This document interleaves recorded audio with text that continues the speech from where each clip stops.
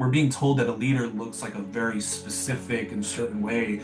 And just to be frank, right? Like a lot of what we think about leadership is just like archetyping Yes. old white men. Yes. I knew And we're not we're that. going Like, I there. want to say it very Yes. frank. We're not old white men. And I'm not saying anything negative about No, them. I'm no, just not saying at that all. we are not going to fit that caricature. Totally. So then, if that's not the mold we fit into, then leadership has to look a myriad of ways. Like, in my experience, I've seen a million great leaders who look, act, and do things differently. And so it's about creating a mold, it's trailblazing a new path. Alex, thanks so much for taking the time to speak with us today. I was wondering if I could just start off with a bit of a leadership confession, if that would be okay with you. Yeah, perfect. So I'm in my mid 40s, and I would say up until very recently, I always thought that putting my head down, working hard, and hoping that someone would finally notice this good work, that that would somehow earn me a promotion. And I acknowledge that in some cases that certainly can be the case. And what I have learned is that keeping Yeah. quiet and working hard, it was very much a cultural value of mine. I think a wonderful and beautiful cultural value, and it's contrasted with what the expectations were in a very Western context. So, Alex, my first question for you is, for those of us in our community who are trying to grow and lead, I wonder if you would be willing to share, what's at stake if they feel forced to choose between their cultural values, something that I presume is very important to our community generally, and workplace success.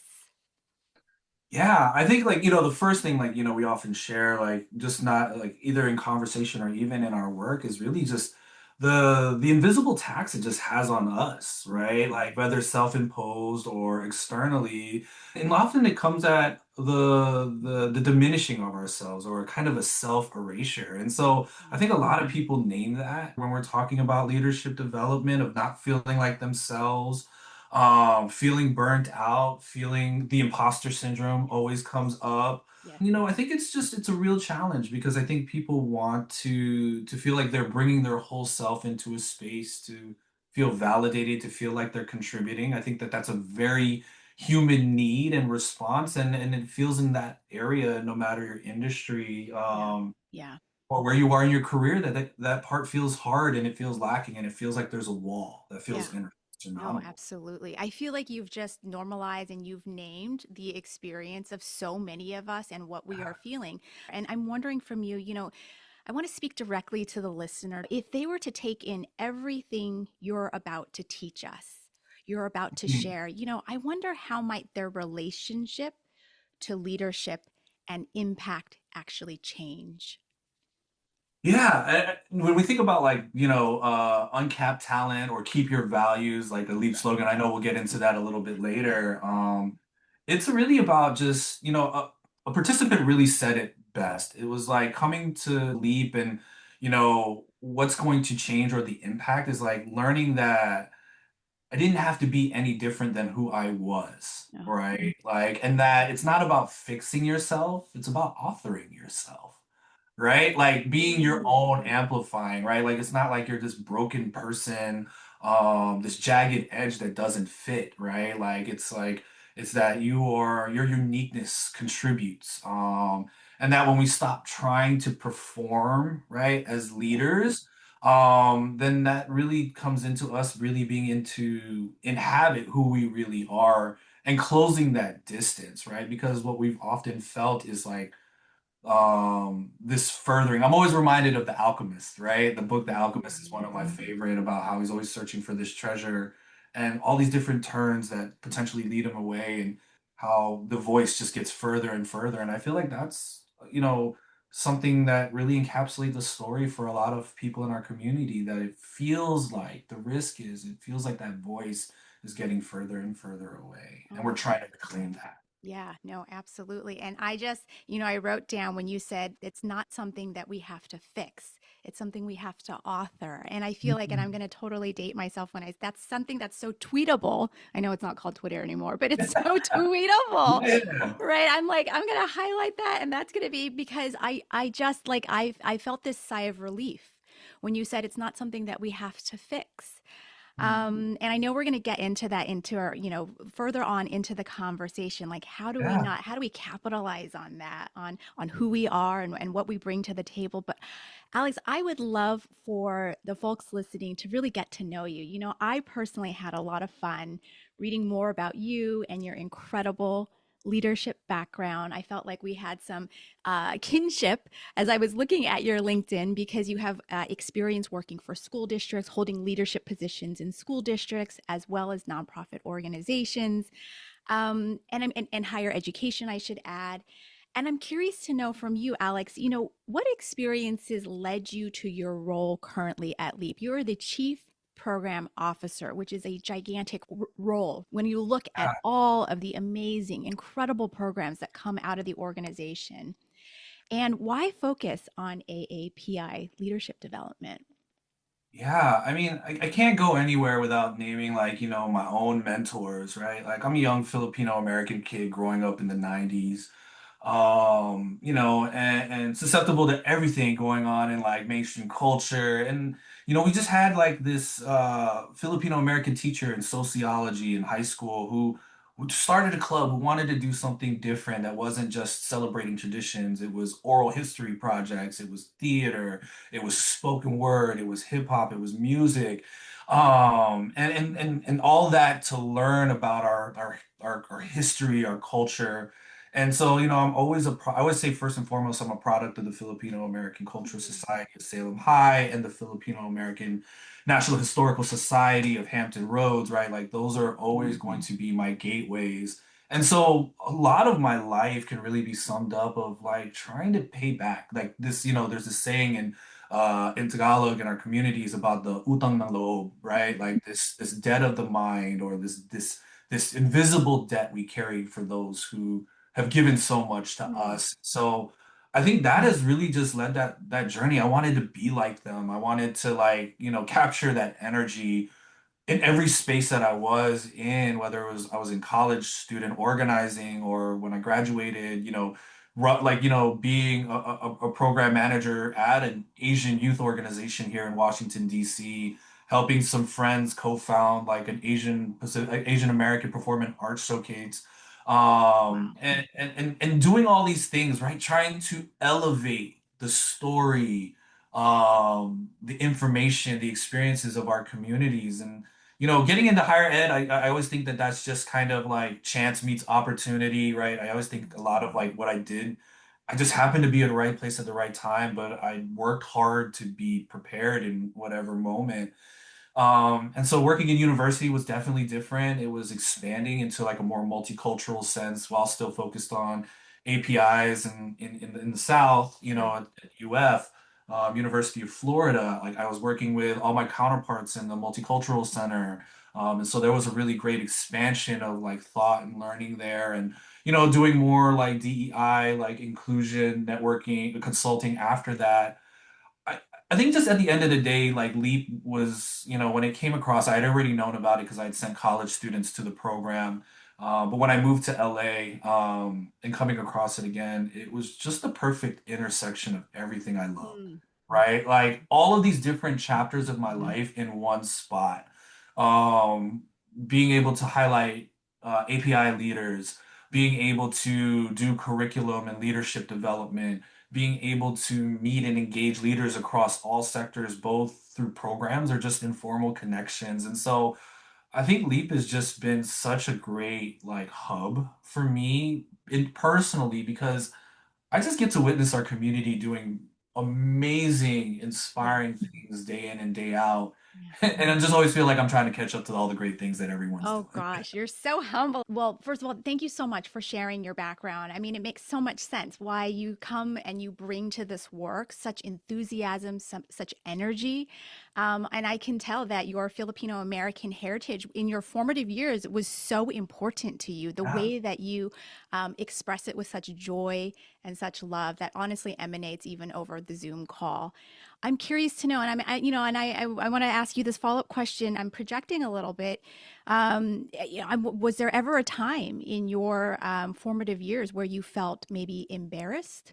of your Asian culture? I mean, it didn't really hit until high school. I mean, I would say middle school, like, Yeah. I grew up in a very like diverse neighborhood and Okay. environment, and there were also a lot of Filipinos. So I think the one big thing that kind of really solidified it, and there's all these different things that happen, but in middle school, you know, before recognizing difference, right? There was just a lot of like kind of fighting in the community, right? And at one point, it was just, these trends like morph into different things. And at one point, it became like community versus community in middle school. And so, Mm. at one point, it was just like, all right, all the Asian students, right? Like, they're the enemy, or all these students, right? And these were short-lived, but I do remember very distinctly feeling of safety around folks like me, Yeah. right? And while that happened and then went, right, we had our fights and all of those different things.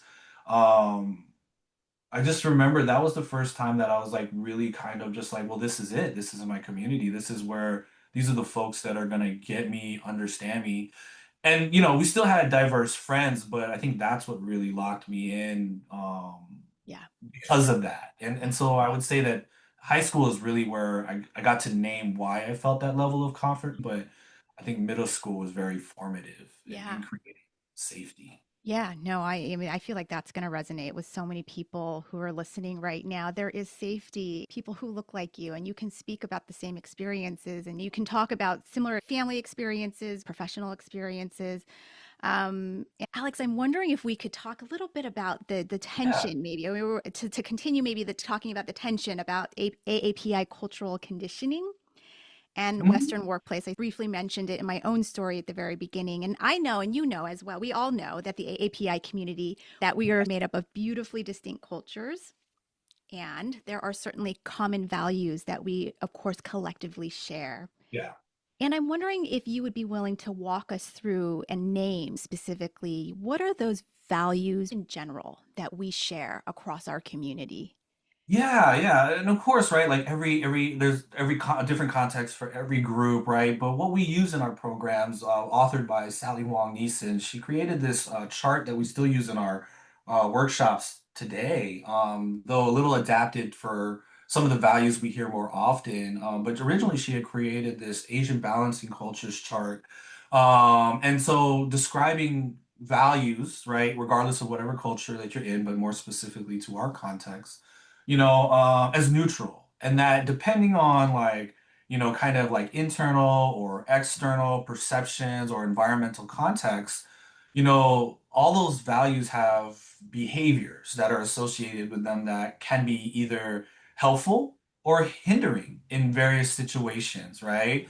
And so part of the discussion comes into like, well, how do we understand when it's helpful and the causes for when it's hindering and what can we do about those? And Yeah. I'll give you two that often come up because I think they're the ones that we hear most often. Okay. Is like, just the hard working, right? Like, the great work ethic, the model minority or whatever that gets attached to it, but just hard working in itself, has all of these things where it's like, wow, it's really great. Like, we can be considered or seen as people who will get the job done. But again, like to what I just mentioned, like it can be a stereotype placed on us that does a lot of erasure in terms of personal trials and tribulations, creating a singular narrative of like success without effort. And so, it's one of those things that like depending on the context we experience it and in some ways in a workplace context like while having a great work ethic it can also be like we're just too much into the weeds, we're so much buried in the work that we don't even have time to look up, right? Networking events, leadership opportunities, reach, whatever it may be.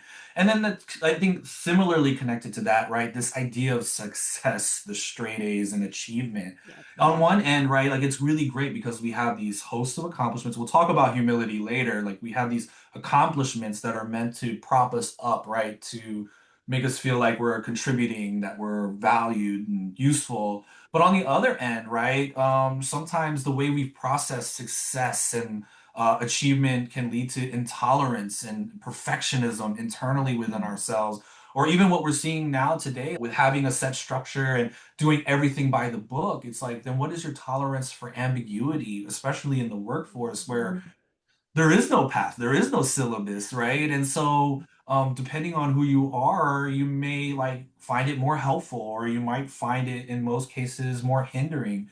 And so we just try to work through that and peel back the layers. I see. I see. That's fascinating to me because on the one hand, it feels like you're saying, and correct, I don't want to put words in your mouth. It feels like hard work is not a bad thing. Hard work word is not a bad thing. But Yeah. sometimes it becomes, and you didn't say this, these are my words, it becomes, I don't want to say maybe toxic is not the right word, but maybe a hindrance to, you said, sometimes we're so in the weeds that we don't bother to look up and we don't think about like networking opportunities. You even at the very beginning of this talk paid homage to the mentors in your life for helping you to sort of get to the place that you are. And I'm curious to know, like, how does a person recognize that maybe their work ethic, which is a good thing to have, might not be working for them? How does Yeah. that person develop that self awareness? I think this is different because we've also heard people come up about this differently, right? Like Yeah. hardworking can be very serving to them, and they may not see an issue with it, right? Even in like a potentially a toxic context, right? But I think like the questions that we do ask folks are like not necessarily are you happy, but are you fulfilled, and are you reaching a goal that like is it achieving the purpose you set for your life? And I use purpose very intentionally because it's not your job description, right? It's the larger context of like what you want your life to mean Oh, at the end of the day. And I think these are, we're moving in a world that's so fast. Like the internet's making it fast. Now all of like the AI and technology, it's like nobody has a time to stop and breathe and do a benchmark, like kind of just a rest stop to say like, hey, is my compass still pointing true north? Or you're just kind of just on the road, following it where it goes, right? And hoping that it leads to the end that you were seeking. Or maybe you don't even know where that end is, and you're just hoping the road takes you to somewhere. And I think what we're finding about a lot of leaders now is that they want, rather than shooting in the dark, right? Like, mm, they want to have an end goal, and they want it to feel like for themselves, right? It meant something. oh, Um, and I think that we'll get into like, I talk a lot about leadership is such a human experience, right? It's not a outcomes. It's a connecting to a human experience. But I think that's at the end of the day, it's like, is it driving you to your true north? And if it isn't, it's not to say like, oh, stop everything, the house is on fire. It's just to say like, maybe there's just some tweaking, or maybe there's something you put on the back burner that you can pick up, not just at work, but also personally, right? That mm, helps you kind of achieve, um, I won't use the term balance. I think balance like connotes a lot of different things, but helps you find like, the fluidity, right? wow. Yeah. Uh, Yeah. You said personally a couple of times that word. You said, are you fulfilled like in your life? It almost feels like you're encouraging us to, yes, of course, company outcomes, organizational outcomes, very important. And it's also important to ask yourself, like what do you want, like how, like are you fulfilled, to add, to turn the lens towards yourself as well. And I will speak for myself, that is something that is sort of brand new. In fact, we had um Nicole Cruz on, who is an executive leadership coach, and she gave a workshop actually at Leap recently. yeah, yeah, yeah. I do remember Yeah, Nicole. okay. And she talks about turning the compass towards yourself and identifying like what is the emotion that you're seeking in any sort of leadership journey that you're pursuing, not just like the title or, the salary. Those can be important as well. And like what do you want to experience? I'm not taught at all to say, Lindsay, what's important to you, versus like sort of scanning everybody else's needs in my organization. What do they need? What does the organization need? So I feel like you're really calling us to do something very different. Um, and, Yeah. and, With the and caveat, right? Like, you know what I mean? Like, security is also important, Sure. safety is also important. And, we always acknowledge that, like, people are on different parts of their path, right? It is also it's sometimes a privilege to be able to search for those things too. And so we never want people feeling like, well, if I'm not doing those things, then I'm not living. Like, sometimes it is making sure that like food is on the table. And so I think I want to just make sure we expand that to say like, that fulfilling isn't just like living out like this grand journey. It's also those small things that we may take for granted or maybe just kind of like, belittle ourselves for too. So I just want to make sure because we also have to do that too when we talk with folks that, Yeah. or interact at like most days, every act of living is a noble act, right? Regardless of how it looks. Yes. I love Right. that. Yes. And you also shared just to build upon that, that leadership is very much a human experience. And I was like, oh my God, that's so amazing.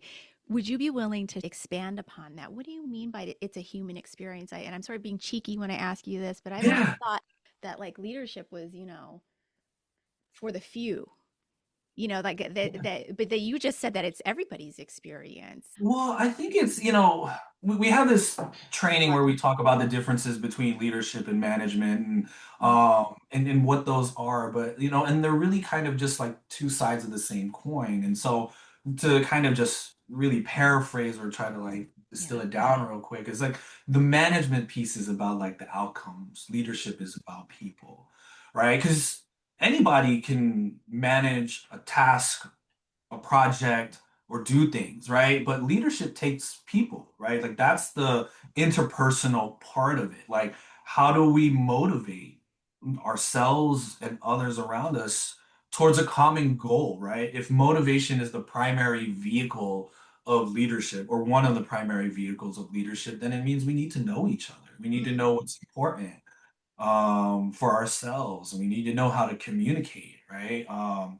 We need to also just think about like what is the impact at a personal level of some of these, right? Because we know organizations that achieve great goals, but when you look at their team, they're broken, right? Like, you know what I mean? And then you look at teams, right? Like that are like enjoying their times and maybe they're struggling, but they're finding solace in each other. And not saying that like, you know what I mean, like somewhere in the mix of all of that yeah.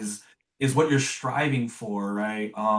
Is that you want to be at the finish line or that benchmark of whatever it is and still look around to see everybody with you Mm, wow. healthy Yes. and fulfilled. And I think that's what makes leadership so hard because everybody's different. Nobody is approaching the same finish line or the same goal in the same way with the same viewpoint. And leaders really have to be cognizant of that. And I think that it's a lot to absorb.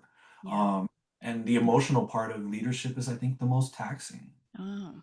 Wow. Wow. No, I appreciate you going there with me. I didn't put this originally, everyone, I didn't put this originally on my Yeah, list, but no, it's I had fine. to Yeah. ask Alex. I was like, this is way too interesting. I have to ask him about what does he mean by the human piece of it. But I agree with you.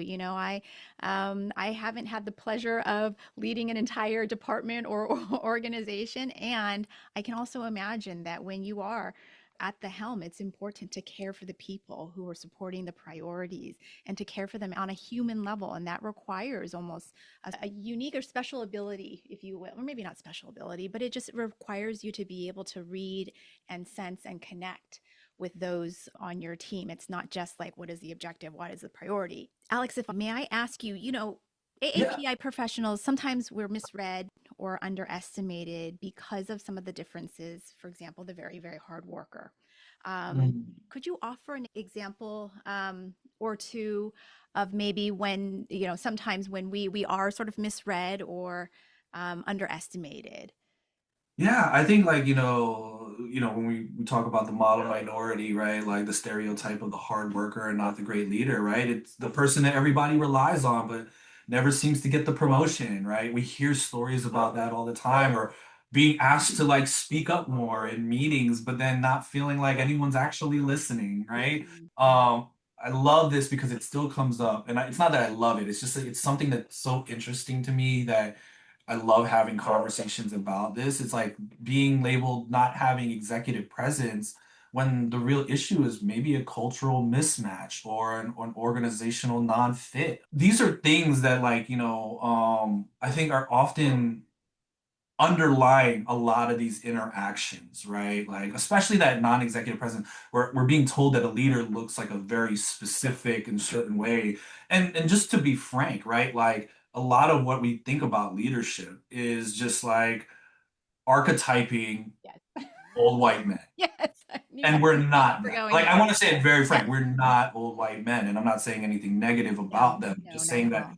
we are not going to fit that caricature. Totally. So why should, like, so then if that's not the mold we fit into or the thing that we can be, then of course the question is like, then leadership has to look a myriad of ways. Like in my experience, I've seen a million great leaders who look, act, and do things differently. And so it's about creating a mold. It's trailblazing a new path, being the face that sticks out in the crowd when you've seen all but the same. So Yes. uh, Yes, yeah, yes, yes. Creating that new mold. I love that so much. And yeah. you said earlier, it's important that we don't necessarily fix ourselves to fit that archetype, rather, but it's important to author our own stories. And Yeah. that feels so empowering. And I'm curious to know from you, in your work at Leap, what are sort of the internal conflicts that you have seen people really wrestle with when they realize, oh, it's not about fixing myself. It's really about building upon who I am. I mean, Yeah. there are hundreds. Let's say just like code switching, right? Like, there's a lot of conversation back and forth about code switching, but I think in some ways where the tension lies is really when it becomes when the code switching is transforming you into someone you don't want to be Um, versus translating what you mean to say so that other people can understand, right? Like, you know what I mean? Like sometimes you become the product of what you become the product of change that you're trying rather than the external part. And I think like there's this thing about there's these conversations being had about like, well, then what does it mean to translate and still retain who we are? We're just speaking in a way that others can understand. I think, we hear that like questions of just like, is it okay to be myself, right? It doesn't feel like it. And then sometimes when we try to adapt, right? Oh, that person is being manipulative or strategic or inauthentic, right? Or, a sellout, right? Like, and this is language that's coming from every angle, in community, out community, mm, self, externally, right? And so there's just all of these like questions around validation that I think we're experiencing day in and day out to prove our worth, right?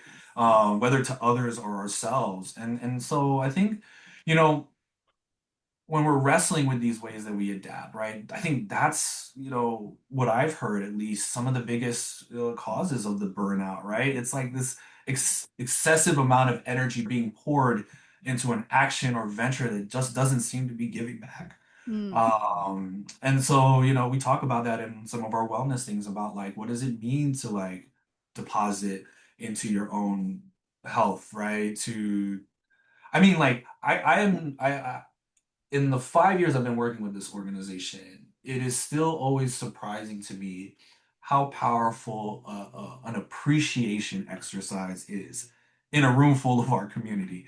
And it feels like people haven't either self-appreciated or heard appreciation about the things that they've done or overcome like ever. And so it's just, those are the things that we're losing. But then it's just we see the symptoms, and I'm sure people who are listening sometimes see that in themselves or the people around us, right? Like it's just like it just feels like nothing is giving back yeah. in a way that feels meaningful. Yeah. We're so hard on ourselves as a community, I think. Tremendously, Yeah, tremendous. we never stop to pause to validate, to celebrate, our accomplishments. We just sort of put our head down and we're just like go, go, go. I have learned in therapy that much of that is because of my own sort of upbringing and my grandparents were in survival mode. They didn't have time to pat themselves on their back, in their career. And seeing them struggle, right? Like I think, and I want to name this too. Yeah. It's like it's not coming from a place of like, oh, I've made it. I mean, I deal with the Mm, biggest level of imposter syndrome. I think with where, there's always everyone carries a mm, light and shadow, right? mm. And so, like I think we all go through it, right? There day in and day out, I wrestle with like, who am I to be speaking on this podcast? I can tell you countless other names of folks who What? I would be I would Alex, be like so what? thrilled, right? But I think that to what you said, that's something that has kind of been ingrained in us, the Yeah, deferral, right? And so, you know, I think it's just in some ways it's interesting to say that this is probably going to be a lifelong journey, that it's not going to be, it's just going to be where it lands at the end of our lifetimes, right? And at the same time, it's also like, wow, that feels heavy to say that this is a lifelong journey yeah, to have to wrestle with this, right? And so hopefully we're just doing it in community and being vulnerable to each other. yeah. Wow, that's incredible. I appreciate you sharing that. First of all, I want to go back to you being who am I to be speaking on this podcast. Let me tell you, Courage Class, I was shocked and so like, oh my God, Alex said yes. Like when I first got that email, I was so excited. So I want to just say that. I want to hold space for that. I also want to say, Thank you. Alex, as I'm listening to you, you're talking about this sort of lifelong journey, right? Of us learning to appreciate ourselves. I'm curious to know in that journey, is there a turning point or an inflection point where these cultural values of humility or not celebrating ourselves or other cultural values that we begin to see these as strengths versus like something to be concealed in the workplace? Oh yeah. Yeah. I Okay. mean, I think I'm seeing it like even more so. Like I look at like what I couldn't see. Like let's just say even media, right? Like the stories of our communities that like resemble the stories of my parents, right? The stories of me growing up and finding strength in that, right? Like for me, right? Like I find strength in that. And I find strength in their stories as I hear them. I think that I don't know if it's like an immediate turning point. I feel like there's going to be like ebbs and flows because I think there's always this voice, right? And it's, how do we not be in argument with the voice, but in conversation with the voice in our heads that's telling us we're not enough, right? Yeah. We get enough of that externally, Yeah. uh, and maybe even more so internally, right? From whatever factors led to that. And so I think like we're all on that journey to feel value because like in some of these moments they're fleeting, right? And so we're always chasing it, especially in this day and age where it's like, we've got the click culture where you can have everything you want in a given moment. You can Right. Amazon this, you can Amazon that. And I think part of it is there's something to be said about like that deferred gratitude of like the long haul, right? As somebody, I know you talked a lot about therapy, like as somebody who deals with uh, um, a great amount of internal anxiety, right? Like myself and having gone to therapy for it, right? Like it's one of those things where it's just like you find a way to reposition it as fuel, right? Mm. And I think everyone's stories is different. You find a way to make it your unique value proposition. Like I used to be very ashamed about my anxiety, but what I've found is that when I'm open up, whether it's medication or like the Mm. strategies that I did, the times when I was at my lowest, um, it's helpful for people, right? Yeah. And I think the biggest thing in our community, and connecting it back to leadership, is that we want to see ourselves in another leader's journey, right? We want to know that it's possible. Yeah. Like for me, I wanted to know that overcoming anxiety is there's an end goal at some point, or there's relief somewhere, right? And I've seen people with that, right? And I've tried to be that for other people. I think in a work context, right?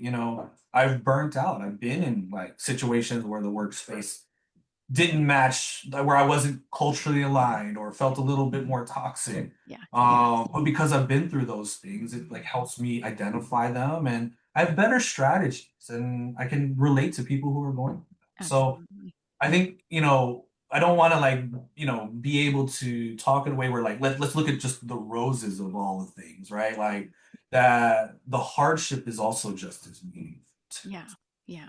I appreciate you sharing that. That's going to speak to so many people who are listening right now who are struggling with this idea of I'll just inject myself into this, like sometimes I give myself a really hard time, like, why can't you be more assertive? Or why can't you be this? And why can't you? And it is a journey. Therapy is beautiful. And really equipping yourself with the tools feels like one, it's, yes, a lifelong process. And do you think that it becomes easier over time? Like, does it become more of an automatic sort of response to how you operate and what you bring to the table?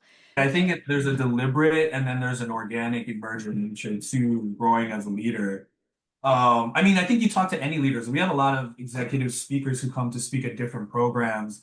And they all, like, in one way touch on it. Like, we can talk about the fact that I'm in this position or this title, but you're not going to see on my resume the years that I spent like crying in bed, or you're not gonna see like, the 25 failures, the night I was like, oh my God, I lost this grant. I can't serve students, right? Like, you know what I mean? Like you're not gonna see these things, right? Like for myself or others. And I think, as a leader, what ends up happening, and this is something that's really recent, right? Like, in terms of like this example, it's just like, there's, when it's challenges, like on projects you're working on, you just can't seem to find like the end goal or the motivation.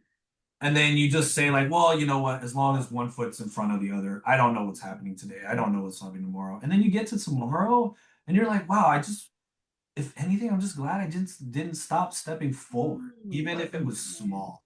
And I think that that's the same way with leadership. We talk to people, it's like, oh, great leaders are great speakers, great leaders are great communicators, great leaders know the tactical part in and out, they're great strategists. Well, that's all like, I mean, I do think people have natural, like, kind of tendencies to some of these things, but, we do have to work at it. Mm. And it's like, talking with team leaders, like in this job and other jobs, having challenging conversations with coworkers will like, lead to further challenging conversations with coworkers. And, people who are like, oh, I want to be, an executive. And I was like, well, if you're in this position, just imagine that the problems you're having in this position now are probably 30 times harder at the higher position Mm. because they impact a larger group of people or deal with a substantially more amount of money. And so I think, what I try to share with people is that every hardship is a practice for a future one. I don't know how I feel about that when I say it out loud, right? But it's just, No, I get it. my personal belief is I don't believe life gets easier. Yeah. Um, Yeah. I mean, there are definitely moments you enjoy, but I think with leadership and life, right? Like the expectation just becomes larger. The strain on your body is more pronounced. The mental taxation, the emotional bandwidth, all of that's got to grow. But it only, in a lot of ways, that grows through trial and error. Yeah. Uh, Yeah. No. to sum it down, just know that the hardship is going to serve its purpose. I'm a true believer that the hardship that we experience at a given moment will serve its purpose in due Yeah. time, Oh, a as thousand. long as we don't stop. You know Yeah. what I mean? Like we take breaks, but don't stop, right? So that's just my advice to anybody thinking about the challenges they're facing. Know that it gets more challenging and that every challenge is a practice run at another one. Alex, I 1,000% agree with you. I mean, life is gonna life, and it's not about being happy and joyous and as a leader, like I imagine it to not be that way all the time as a leader. That's not your goal. That's not what we're trying to achieve here. But we're Yeah. trying to help support you go with the ups and the downs, and to remain sort of Yeah. grounded and centered in yourself. Mhm. And what is really coming out of this conversation for me is that support is mission critical in your leadership journey or in just the life 100, journey as it 100%. is. 100%. And I know that Leap is a beacon of light when it comes to support. And I would love to dig into some of the Yeah. incredible programs that is offered through the organization. I want to start off with Leap's philosophy. Keep your values, develop new skills. How does this show up in the many leadership programs that are offered? And maybe I should take a step back and just ask, what are the leadership programs that are offered? In its inception back in the 80s, around like the idea that we had community leaders who were going through these challenges and again, needing validation for it, right? Like, well, where's the data that shows that this is a challenge? And is this really happening, right? And Leap's leaders really saying like, no, our community has these needs. We need like culturally affirming leadership. We need trainings that understand the cultural context from our various communities. We also need data to support it so we can be educating. And I think, as the organization evolved, grew, and navigated different eras, right? This idea of keep your values is like keep the core of who you are. Because the biggest challenge has always been that people step in and say, like, I can't be who I want to be if I want to be successful, Mm, right? And so I think we start there. Like, who you are is already enough. Now let's build on that. Let's mm, amplify it to figure out then, like, your unique perspective and value, like where is it going to shine the most? And so like that kind of evolves into like another slogan. So we also say that Leap has a bunch of slogans. We're tailoring them down. But at one point, in Leap's evolution, it was like uncapped talent. It led to that, right? Like keep your values, develop new skills. We're uncapping talent. And it's about both like unearthing what we've buried and what's just been hidden, right? And then like, more recently as we've been talking with our team, right? And in the, post-pandemic, right? Understanding Leap's role as like a weaver, a bridge connector, an oasis, right? Like there are many great organizations that are doing the frontline work, right? And in a lot of ways where Leap is positioned is like right behind them, right? Like being like saying like when you need to have like a group to like, recheck in and just update on some leadership skills and go back into the work. We're not going to tell you how to do your job. That is why you are the expert of it. But it's just like, again, back to the people. It's like, but if you're leading and there's challenges, then there's definitely a disconnect with how the interpersonal is happening, right? And so that's our focus, right? And so in our programs, I always say that we're like empowering the self, we inspire others, and we transform our communities, right? When we do that. And we wrap around our participants with our programs with the curriculum that has evolved over the last 40 plus years.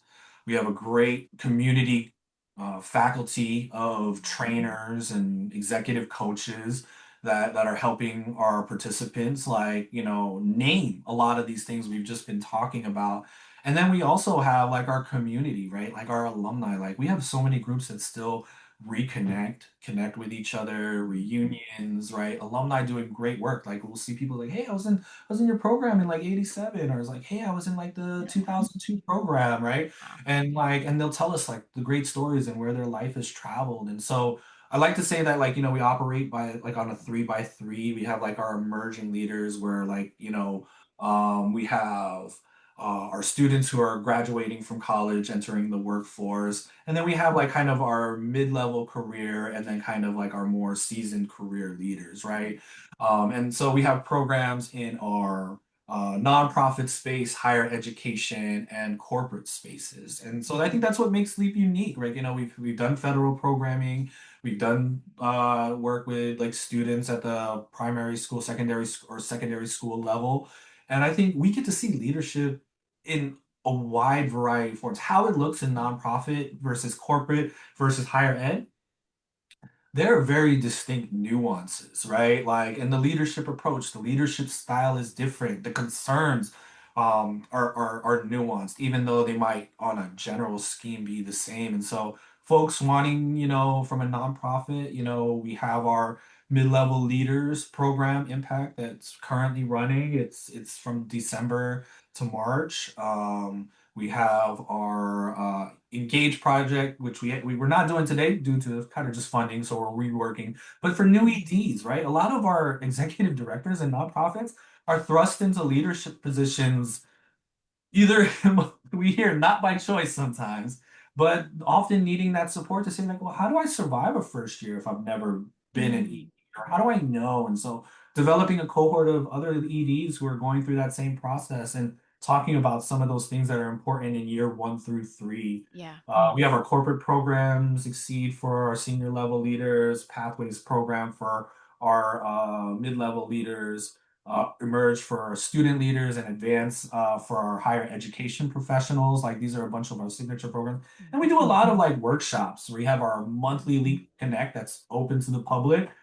And we've got like a Leap Lab that we're calling, like it's kind of like our innovation arm where we're testing out all these new things, whether it's technology, digital learning spaces. And so I often like to share that like Leap is very much enthusiastic about trying to find partnerships within capacity, because we're just trying to support the great work that everybody's doing. And so I just think, we are a summit of amazing leaders that are contributing in meaningful ways, and we just hope to continue to be that for Absolutely. generations to come. Yeah, yeah. I mean, it's such a diverse offering of different programs, and my first experience was through a Leap Connect during the Yeah. pandemic. And it was a really incredible and a breath of fresh air, and what a relief to be able to speak to others in my community about what we were all experiencing during that time. I'm curious to know, what kinds of learning environments does Leap create to support so many different leaders at many different stages of their career. I imagine the person who is coming into an internship capacity or their first role versus an ED or a CEO. I imagine it would be different, but maybe it's not, and I shouldn't assume that. I'm curious, what could folks anticipate when they Yeah. do come into a program? I think the the first thing I think is just like everybody, there's always a sigh of relief like after like the first Mm. sessions, right? Like of like participants feeling like they don't have to defend their cultural context Oh, before getting into the conversation. It's like they can yeah, skip a step, right? And they love that. Like it's like I like, we get verbal feedback all the time. It's like it's great that I don't have to tell you why I said this way, right? Or that like this is important to me and not having to justify it. I think the big thing is also just like the values piece. Like how do we translate that into an array of behaviors rather than just kind of feeling like we're like, lumped into just only a certain set of things that we can do as a cultural context from what we learned. And so expanding that skill set. And I think like, you know, we're looking for validation, not acknowledgement, right? Like, I think like that it goes beyond just saying like, hey, I think you did a great job. It's like, hey, I know what it took for you, or I can understand or feel what it took for you to get to where you are, right? And that goes further than just being like, "Hey, great job yeah, on the promotion," right? Like, and I think that that's what people enjoy about their conversations and their learning is that all of that just feels worth it, and then people just don't feel alone. yeah, yeah. No, just as someone who studied culturally responsive curriculum and instructional strategies in a previous career, I don't want to. I want to underscore the importance of. It feels like you really understand, just from a cultural context, like how to create that learning environment that is so critical to making feel people feel comfortable, which is directly translatable to like the optimal like learning environment. When you said that people just sort of take a sigh of relief after the first couple of sessions, that they don't have to, feel like they defend themselves, like, oh my gosh, that is everything. Like, what an Yeah, incredible tone to set for a program. I don't think I've yeah, ever felt that really, unless I come into a specifically, an AAPI context. But, you yeah. know, no shade to my graduate school or schools or anything, but, like, I mean, what an incredible offering and opportunity. yeah. I Yeah. mean, it's a space we meticulously comb over like over and over again, a space for us, by us, right? Yeah. And that's what we hope like our participants and our alumni feel, and Yeah. that's what's been shared with us. Yeah. No, definitely. So if a listener wants to apply, how do they begin doing that? Can you walk us through that? Yeah, I think going to the website and looking at the programs, trying to figure out, and again, there's more offerings coming down the way. Like, Okay. um, we're in a very much innovative year with all the stuff that's going on in the world. So we're trying out a bunch of new things. So I think, signing up for our newsletter, staying involved. Okay. We've got a lot of different partners that are trying to do different projects with us. So yeah, definitely website, reaching out. Do want to name that like one project that we've been working on that starts next week. It's a free session, and then like afterward, we have 5 more sessions at 495. But it's a space, a learning community for disruptors, right? And so we wanted people to at least get a taste of the container that we're building to see if it's right for them. And it's the idea of like, especially in this time when folks are standing for what they believe in and burning out or struggling to find like someone or a group that can relate to kind of the fervor at which they live life, right? That we're it's beyond position. And so hopefully if folks are interested, that'll be next Thursday, kind of like our intro open public session. I'll share more information. I'll send it to you, Perfect. Lindsay. Perfect. Um, That and sounds then very cool. Yeah. yeah, and then just stay up with our, Lead Connects, and then yeah, our LinkedIn and social medias, like our comms folks are doing an amazing job and getting more of our work out there. So, Okay. uh, but yeah, just feel free to reach out. Okay. Now, you don't have to be in LA to take advantage of these. No, no. Okay. So definitely we've gotten more national. We've been a national organization, but even more so because of the pandemic. Like I used to be in LA, but now I'm back in the DC area, so I'm now here. So we have folks, in, different parts of California, Wisconsin. So we have team members in Chicago. So, Okay. our team is operating across the country doing amazing things. Okay. So yeah, if you're in any one of those areas too, we're always open to like learning and meeting people. Perfect. I appreciate that. Thank you. Alex, we're coming to the end of our conversation. If there could be one small shift that a person makes to lead more authentically this week, what would you want that person to do? One. I um, know it's a difficult question. I guess in connection to what we're saying, I think if people are like choose one moment to be visible, to be seen as you want to be seen, right? Or choose one moment to not disappear or step back. Yeah. And let that be all you need to do, like in a given week, right? And challenge by choice, do what you feel safe in doing. But I think that's always like the big thing is Okay. like be seen, right? And however that fits in your context. Mm. Um, yeah, and kind of just to the last part of that, just and let that be enough, right? Another thing to say is just like in any given moment, choose bravery. Mm. Yeah.